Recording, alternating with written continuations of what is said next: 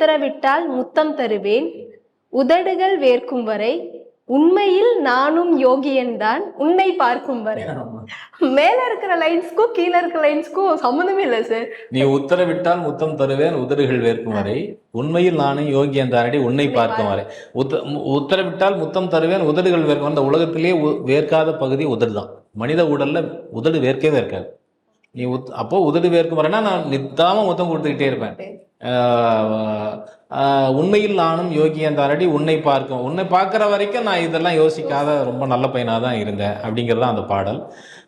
என்னை விட இந்த உலகிலே உன்னை மிக மிக விரும்பினேன், உன்னை விரும்பிடும் காரணம் இன்னும் உயிருடன் இருக்கிறேன் அப்படின்னு அதில் வரும்.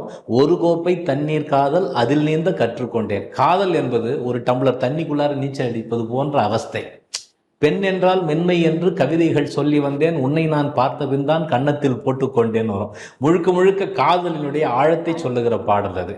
என்னுடைய ஆரம்பகால பாடல் இது. ரன் படத்தில் வித்யாசாகர் அவர்களுடைய இசையில் இந்த பாடல் ஆல்பம் ரிலீஸ் ஆன உடனே சங்கர் சார் வந்து இந்த பாடல் தான் அவருக்கு ரொம்ப பிடிச்சிருந்துன்னு லிங்குசாமி சார்ட்டு சொன்னார். லிங்குசாமி சார் எனக்கு ஃபோன் பண்ணி சொன்னார், சார் சங்கர் சார் வந்து இந்த பாட்டு பயங்கரமாக வந்து பிடிச்சி, இது ஆல்பத்தில் எனக்கு பிடிச்ச பாட்டு, லிரிக்கலி அவ்வளோ தொழில்நுட்பம் இருக்குது அப்படின்னு சொல்லிட்டு பாராட்டினார்.